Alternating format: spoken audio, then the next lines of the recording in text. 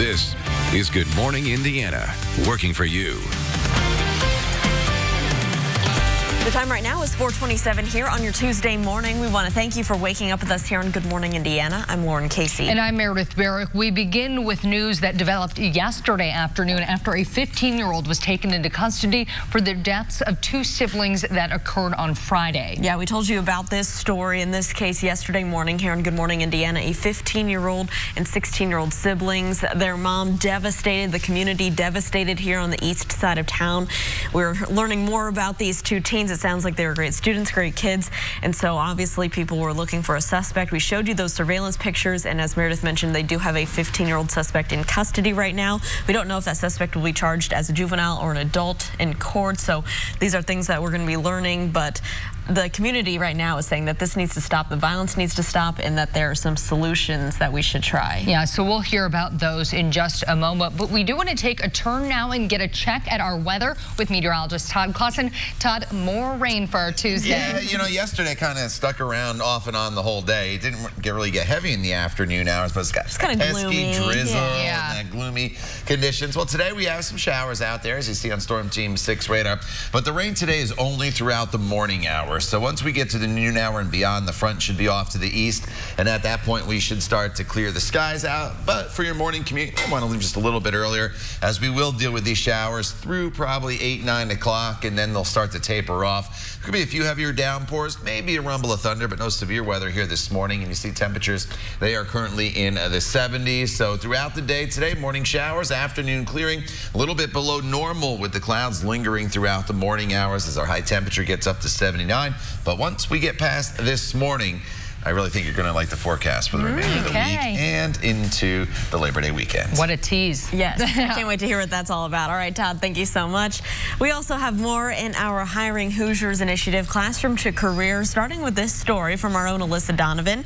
She's heading over to Pike High School, where students, as you can see here, are getting that hands-on experience as a nurse. Yeah, they are learning everything that it takes to take care of patients. It goes beyond just maybe feeding them or helping them get in and out of bed, so they learn those skills that are so necessary when you do become a real-life nurse. Yeah, an in-demand career here in Central Indiana, that is for sure. We also want to talk about a Classroom to Career story from our own Erin Lish. This is from the J. Everett Light Career Center, and she's talking all about advanced manufacturing. We know that this is in such demand right now as manufacturing is really ramping up across the country, so she's going to be looking at how students are getting some experience early in high school. That story's coming up, plus news, weather, and traffic right here on your Tuesday. This is Good Morning Indiana, working for you. Coming up on Good Morning Indiana, lower scores for Indiana students with the new I-STEP standardized test. Why state officials want to delay penalties for the results. And industrial oil is being illegally dumped and contaminating the Speedway water system. Now police are asking for your help to find the person who's responsible. Plus, an IUPUI coach arrested in Fishers. The charges he is now facing.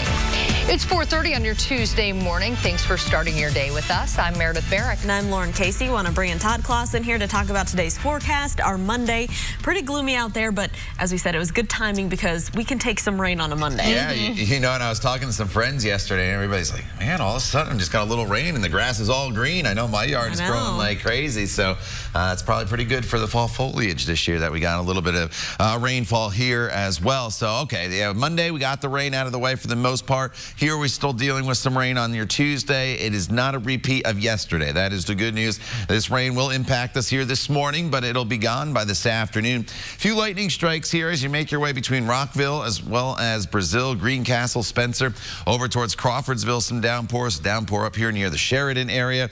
That is just rain, no lightning, and it's all streaming off towards the east. And you can see as it makes its way off towards the east, it's going to impact the metro area once again within the next few hours. So the sooner you leave the house this morning, the better chance you have of seeing rain. The later you leave the house this morning to start your commute, the less in the way of rainfall, because it's a pretty thin band of rain. So soon as this moves through, you will be in much better shape heading into the afternoon hours. Temperatures in the 60s and 70s here this morning. So as we go throughout the day, do not cancel the evening plans. Yes, it's a little wet here through the noon hour, but by this afternoon, the skies start to clear. Should be partly cloudy by 4 p.m. And as soon as we get into that that sunshine, the temperatures will take a nice jump forward, up close to 80 degrees. Lauren? All right, Todd, thank you so much. Let's take a look right now at your morning commute on this Tuesday. This is on the northeast side of town. I-465 and I-69 up here near the ramps, and you can see traffic is traveling smoothly, both northbound and southbound. No issues there. Let's take a turn to the southwest side of town. I-70 near Minnesota Street. You can see traffic there is pretty light as well. We'll continue to keep a close eye out for any issues and keep you updated this morning. Test scores from Indiana's new iLearn exams will be released September 4th, and they're expected to be low. Officials say there was a learning curve as the state moved from iStep to iLearn last year. Governor Holcomb is calling for schools to not negatively be impacted when it comes to things like teacher evaluations and pay, which are tied to test scores. Leaders of the House and Senate released statements saying they agree with the request. Someone is contaminating the wastewater system in Speedway. This morning, town officials are asking for your help to find out who's responsible. The town says industrial oil is being illegally dumped into the system. Officials say this is causing a significant financial burden on the town and creating safety concerns. The illegal dumping appears to be happening in the early morning hours of the weekend. So if you have any information or if you see anything suspicious, you're asked to call 911. New this morning, IUPUI men's basketball coach Jason Gardner has been arrested for driving while intoxicated. According to reports from the Hamilton County Jail, Gardner was arrested in Fishers Monday morning. He was charged with operating while intoxicated. Not many details on his arrest have been released at this time. Gardner has coached at IUPUI since 2014. Police are asking for your help to find a car connected to a deadly hit and run on the east side of Indianapolis. Detectives say the vehicle looks like this, a white Mitsubishi Lancer sedan model year between 2010 and 2014. The actual car has damage below the front door on the driver's side. Investigators say the driver hit a motorcycle around 8:30 Saturday evening along English Avenue near Emerson Avenue, killing the rider, 31-year-old Paul Barlow. If you have any information, please call Crime Stoppers. That number is 317-262-TIPS. The state representative accused of operating a vehicle while intoxicated and impersonating law enforcement is due in court today. Police arrested Dan Forrestal on August 10th on the east side. During the arrest, he allegedly threatened to use his status to have officers fired. Forrestal is also a private with the Indianapolis Fire Department. He is currently suspended without pay. U.S. Secretary of State Mike Pompeo will speak in Indianapolis today. He will address delegates at the American Legion's National Convention. Pompeo is scheduled to speak at 11:50 at the Indiana Convention Center. RTV6's Rafael Sanchez will sit down with the Secretary of State in a one-on-one interview. Vice President Mike Pence is also scheduled to speak at the conference tomorrow afternoon. RTV6 is working for you, helping you get ready for the red line. Our Rafael Sanchez finds out how the new bus line will impact everyone who goes into Marion County and the changes you need to know. Watch our half-hour special Inside the Red Line Thursday at 7 p.m. only on RTV6. It is 4:35 happening today. People in Bloomington are going to rally in an effort to combat what they call an escalation of white supremacist activity in the city. The group, Bloomington United, will hold an evening of solidarity at Monroe County Courthouse. Bloomington United says the city has experienced an increase in hate activity over the past 2 years, especially among white supremacy groups. So Bloomington United says it will promote diversity and inclusion at this event. It all starts at 5:30 this evening. Earlier this month, the Bloomington Farmers Market shut down for 2 weeks due to public safety concerns after a vendor at the market was outed as a member of the white supremacist group. The owners of Schooner Creek Farms were revealed as members of the group Identity Europa in leaked chat logs from white nationalist online forums. They were also named by a suspect who vandalized a synagogue in Carmel, according to transcripts of FBI interviews with the suspect. The Bloomington Farmers Market has since reopened with extra police patrolling that area. A crash involving a stolen police car leaves 2 children dead and a dozen people hurt. Coming up, what police say led up to that crash. And another company ordered to pay millions for contributing to the opioid addiction crisis. How the federal courts are holding drug makers and pharmacy chains accountable. That story is coming up after the break. Todd? And Lauren, showers and a few thunderstorms are making their way through central Indiana this morning. That is why it is a Storm Team 6 alert day for us.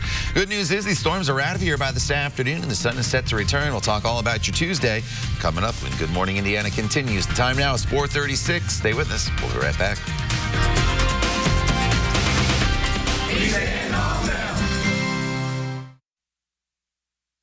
Welcome back to Good Morning Indiana. The time right now is 4:39 here on your Tuesday, and this is a live look at your drive through the downtown area. I-65 at Washington Street. Traffic here is moving along up to speed at this early hour. Several alleged victims of accused sex trafficker Jeffrey Epstein are expected to make statements at a Manhattan federal court hearing today. A judge set one final hearing for the government and Epstein's lawyers to speak before the criminal case is officially closed following Epstein's jailhouse death. The Hollywood, Florida Police Department is expected to officially announce charges against 4 nursing home employees this month. 12 patients at the rehabilitation center at Hollywood Hills died in sweltering heat in 2017 after Hurricane Irma hit South Florida and knocked out power. That center did not evacuate. A landmark ruling shaping the opioid crisis. A judge is ordering drug maker Johnson & Johnson to pay more than $500 million to the state of Oklahoma for aggressively marketing addictive painkillers to doctors and patients. The company strongly rejecting the decision, vowing to appeal. ABC's Mona Kosar Abdi is in Washington with more. An Oklahoma judge making history, becoming the first to hold a drug maker responsible for the devastating effects of the opioid crisis. Johnson & Johnson will finally be held accountable for thousands of deaths and addiction caused by their activities. In a landmark ruling, the judge ordering Johnson & Johnson to pay $575 million for, quote, false, misleading marketing campaigns, increasing addiction and overdose deaths. The decision, a sign of hope to families ravaged by the epidemic.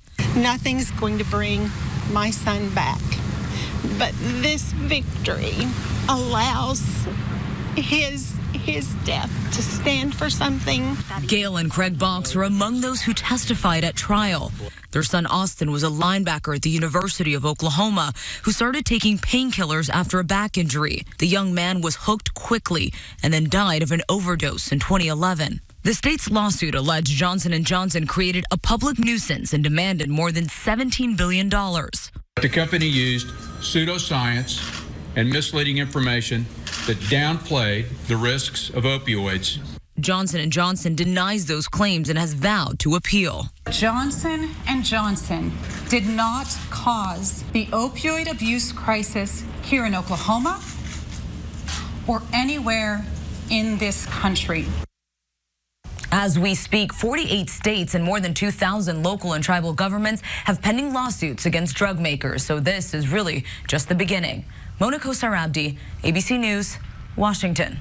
At 4:42, President Trump and the First Lady are back at the White House. They returned to Washington from the G7 summit in France. The meeting included the world's top leaders. After the summit, the president answered questions about climate change, North Korea, and the ongoing trade war with China. Only if it's a fair deal and a good deal for the United States. Otherwise, I will not make a deal. We have billions and billions coming in, and I think we're going to get there. I do. I believe it more strongly now than I would have believed it a while ago. Next year's G7 summit will be in the United States. President Trump has suggested hosting it at his Doral Golf Resort in Florida. A pursuit with a stolen police car ended in a deadly crash in Ohio last night. According to Dayton police, 2 children were killed and 10 others were hurt. Officers were first called out to a home for a reported stabbing, but when they arrived, that suspect fled. The suspect crashed his vehicle into a tree and then stole a police car. During the chase, the suspect crashed the cruiser into 2 cars in front of a library. 12 people, including the suspect, were taken to the hospital. The suspect has been taken into custody. An investigation into Amazon reveals the online retailer has been selling things it shouldn't. A recent Wall Street Journal investigation found there were more than 4,100 items on Amazon that should not be sold. Either federal agencies declared them not safe, their labels were deceptive, or they were banned altogether. Amazon is the wild, wild west when it comes to product safety because they often leave it up to their sellers to make the determination if those products are safe. Amazon took down more than half the listings since the investigation. It says it's constantly scanning for unsafe items. Customers are urged to check product reviews before buying, as well as report any dangerous items to the U.S. Product Safety Commission and Amazon. At 4:44, the governor of Puerto Rico has declared a state of emergency ahead of a tropical storm that could soon strengthen to a hurricane. Tropical storm Dorian is on track to hit the Caribbean, including Puerto Rico. Many on the island are still recovering after the devastation from Hurricane Maria. The 2017 storm killed thousands and left the entire U.S. territory without power for weeks. Now many are stocking up on supplies before Dorian is expected to hit tomorrow evening. We're worried even with the rain, just in a normal day. So when a storm comes, we are much worried about what is gonna become after. Well, Dorian is the fourth named storm of the hurricane season. Back here at home, we want to get a check of our forecast. Todd, it's a Storm Team 6 alert day. Yeah, and we're in alert mode here, mainly for this morning, Lauren. So I kind of changed our banner here at the top, at least on my graphic, to Alert AM, because we're only going to be dealing with some showers and storms through the morning commute. But obviously, they are going to slow you down just a little bit here across the area. Nothing severe is expected, but a few of you will see a few lightning flashes and hear a little thunder this morning. Then gradual clearing this afternoon, but evening plans, they will be just fine. So you do not need to cancel those because of the storm threat. And here is where we stand on radar right now. We'll go across the tour and give you some looks into your hometowns. For some of you, as you work your way from Lebanon up into the Sheridan area, some pretty good rainfall. Some light rain now just approaching downtown Indianapolis. Heavier rain just creeping into the Bainbridge and Greencastle area. And this is going to impact US 36 and US 231 where it meets there in the Bainbridge area. And then here's that look with that light rain just approaching the metro area, and this whole batch of rain or line of showers will continue to make its way off towards the east. So you notice the rain stretches a little further off to our west across the southern half of the state. The further north you are, the quicker you'll get into the clear skies. In fact, I think Lafayette, you're probably pretty much done with the rainfall for the day today, but places like Bloomington, Columbus, Greenwood, over towards Shelbyville, you'll have to deal with the rain throughout a good chunk of the morning until this front fully makes its way through the area. But once that front does clear the area, we'll start to see improvement pretty quickly. Here we are at 8:30, and we're just dealing with these scattered showers and a few storms. And then here's kind of the last hurrah around the noon hour. The front will push through the area, so the showers do linger a little bit longer off towards the east, clearing quicker off to the west. And as a result, your high temperatures in western locations will be a little bit warmer today compared to eastern locations. We're talking probably low 80s compared to mid 70s from Richmond, say, towards the Lafayette area, with Lafayette being closer. It's about 80, 82 degrees. 72 right now. You see the gloomy skies there in downtown Indianapolis, and temperatures this morning are in the low 70s in most locations. A few locales there off to the east in the upper 60s. And the shower threat will continue throughout the morning on a scattered basis, and then gradually throughout the afternoon from west to east, we will see the clouds clear out, and there's that late high temperature today of 80 degrees, hovering right around the 5, 6 o'clock hour. Evening plans, again, you are just fine. We will see clear skies. Sunset is at 8:24, and then we will cool off really, really quickly. Come this time tomorrow, we're talking about 50s once again in the outlying areas. So think back to the weekend when we had those temperatures in the 50s for overnight lows, and that's what we'll have. 60 degrees in Indianapolis, and then for tomorrow, it is just an absolutely terrific day for us. Sunshine from start to finish. High temperatures that will be in the low 70s across the area, and that nice weather will continue throughout the remainder of the week. Friday, partly cloudy, 82. Some spot storms on Saturday, 79 degrees. Then Sunday and Labor Day itself, we're looking at mostly sunny skies and a high temperature right around 80 degrees. Lauren. All right, Todd, thank you so much. We want to take a look right now at your commute along Interstate 70. First, a live picture here from our INDOT traffic camera a little west of Lyndhurst Drive on the west side of town. You can see a police cruiser there on the scene with the lights flashing, but traffic is not impacted. It's moving along up to speed both eastbound and westbound here on the west side, so that is great news. Let's take a turn, head over to the east side. I-70 here at Sherman Drive. You can see traffic along I-70 on the east side is flowing freely. We'll continue to keep a close eye out for any delays, and we'll keep you updated. Many schools have already started the new year, but some teachers are struggling to get all the supplies they need for their classroom. So one organization is working to help them. According to the Economy Policy Institute, teachers spend about $460 on average out of their own pocket. First-year teachers spend even more, averaging $2,500. To help, one teacher started a campaign called Clear the Lists. It encourages teachers to share their Amazon wish lists for people to donate desired items. So far, it has has gotten a lot of support with donations coming from celebrities like Khloe Kardashian. Since 2008, state funding for each student has dropped by $160 or more. At 4:49, large employers, including government agencies, are embracing work-from-home options for their employees. As telecommuting policies are improving, larger employers are jumping on board. State workers in Utah can now work from home after testing it with over 100 employees this fall. The program allowed workers to stay at home a few days each week. The state says it saves tax dollars in office space and claims a 23% increase in productivity. Workers in Tennessee are also trying out a similar program, and it says it gives them a better work-life balance. A collection of Indianapolis history is now available online. When we get back, the police and fire archives that date back more than 100 years. And a 15-year-old has been arrested in connection to the deaths of 2 teens on the east side. All new at 5 o'clock, how community leaders are calling for change after the violence. But first, I'm Vinny Politan. Today on Court TV, our coverage of Florida versus Ashley MacArthur. She is a former CSI charged with murder. The victim, her friend, who's a private eye and a former police officer. Her name, Taylor Wright. The alleged motive in this case, money, $34,000. We're live in Florida today on Court TV. And don't forget, you can watch the all-new Court TV live on your mobile device by visiting CourtTV.com. We'll be right back. Financing for 60 months on select 2019 Atlas models. Welcome back. We're keeping a close eye on traffic this morning. Here's a live look at traffic here on the north side of town in a construction zone, 465 here at Ditch Road. It looks like everything here is traveling about up to speed. Of course, we're going to keep a close eye on it and keep you updated if there are any delays you need to avoid for your Tuesday morning commute. Well, key pieces of Indianapolis history are now available online. Yesterday, the city launched a digital collection of materials from the Indianapolis Fire Department and the Indianapolis Metro Police Department. The collection includes documents, pictures, videos, and more, some items dating back 150 years. A $1.8 million grant from the Lilly Endowment made the project possible. Voices from the past have been heard for the first time in many years. Snapshots of day-to-day operations are now preserved. Invaluable first-hand accounts in the form of oral histories ensure that stories that might well have been lost will now be preserved. You can find a link to the collection by going to the RTV6 app and clicking on this story.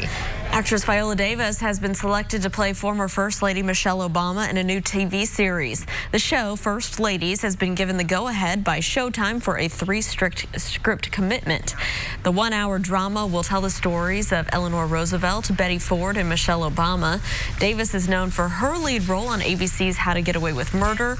In 2017, she won an Oscar and a Golden Globe for her role in the film Fences. All right, here at 4:56, we want to bring in Todd Clausen and talk about our forecast. Storm Team 6 alert morning. Yeah, you know, it's just this morning you really have to worry about some showers moving through. Obviously, they're going to impact the morning commute as you look at Storm Team 6 radar. And it's some pockets of what we'll call moderate rainfall. It's nothing real heavy. And there's just a couple lightning strikes out there this morning. So we'll have to deal with these showers moving through during the morning. But once we get to the afternoon hours, that front will be off towards the east. And any evening plans you have tonight with yourself or the kids, you will be just fine. And then the next stretch of weather Wednesday through Friday, and even for the most part, your Labor Day weekend looks great with lots of sunshine and comfortable temperatures. Stay with us. We'll be right back in just a few minutes.